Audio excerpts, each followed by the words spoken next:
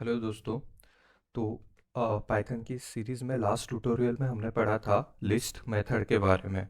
तो हमने देखा था कि लिस्ट हम कैसे क्रिएट करते हैं, उस पे हम डिफरेंट डिफरेंट जैसे कि काउंट मेथड, इंडेक्स मेथड, उस लिस्ट को हम रिवर्स कैसे कर सकते हैं, राइट, अपेंड कैसे करना है। तो ये सारी मेथड्स हमने लिस्ट के रिलेटेड देखी थी। और जो मैंने आपको नोट्स की तरह भी यूज़ करने के लिए कहा है, जो पाइथन डॉक्यूमेंटेशन है, तो इसमें हमारा नेक्स्ट चीज़ है आज का target, using list as stacks and using list as queues. ठीक है।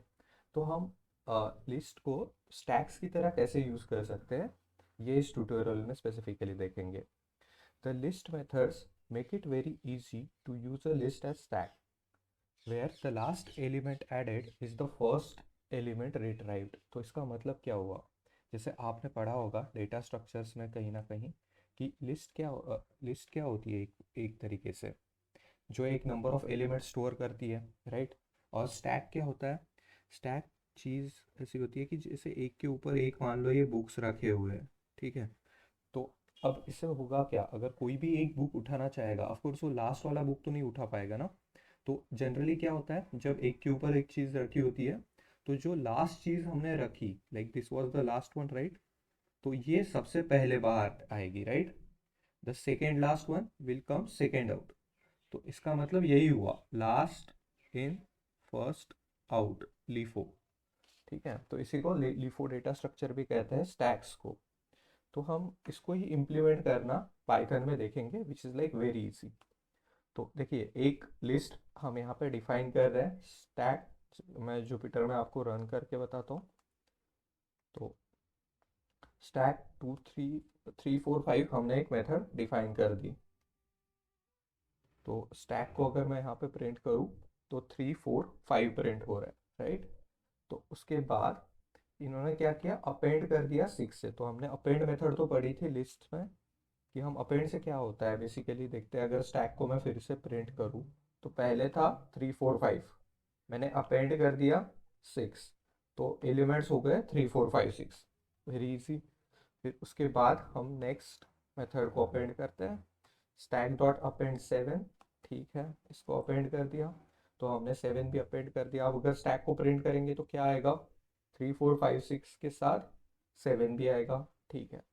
अब इसको लास्ट एलिमेंट कौन सा ऐड हुआ है, लाइक 7 ऐड हुआ है, राइट। तो अगर हम पॉप मेथड यूज करेंगे तो ये मेथड आउट हो जाएगा। तो वही तो स्टैक का डेटा स्ट्रक्चर है ना, कि जो लास्ट एलिमेंट आया है, जैसे अगर एक कुछ नंबर ऑफ एलिमेंट्स है, एक के ऊपर एक रखे हुए हैं, तो अगर जो लास्ट एंटर हुआ है उसको सबसे पहले बाहर जाना होगा, राइट।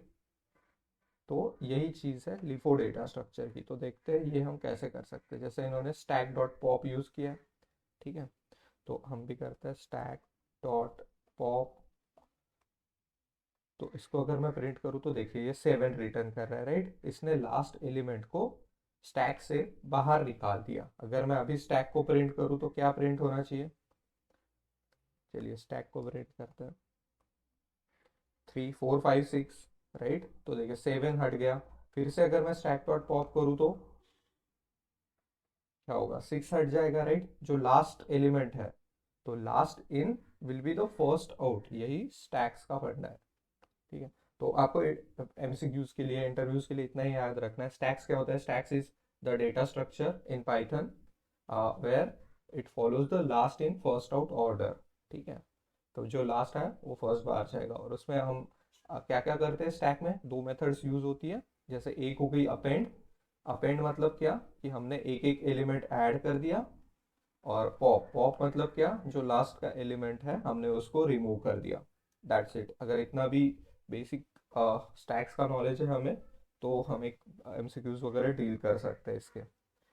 ठीक है। और एक बार इन्होंने, चलिए स्टैक्स डॉट पॉप और एक बार यूज़ कर लेते हैं।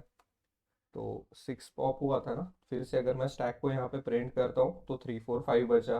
फिर से अगर मैं स्टैक डॉट पॉप करूँ तो 5 रिमूव होगा, राइट। 5 अगर रिमूव हुआ तो स्टैक में बचा क्या, अगर मैं स्टैक को फिर से प्रिंट करूँ तो 3 और 4 बचा है। ठीक है। तो इस तरीके से हमने देखा कि हम एक लिस्ट को स्टैक की तरह कैसे यूज़ कर सकते हैं। ठीक है। चलो, thank you so much guys.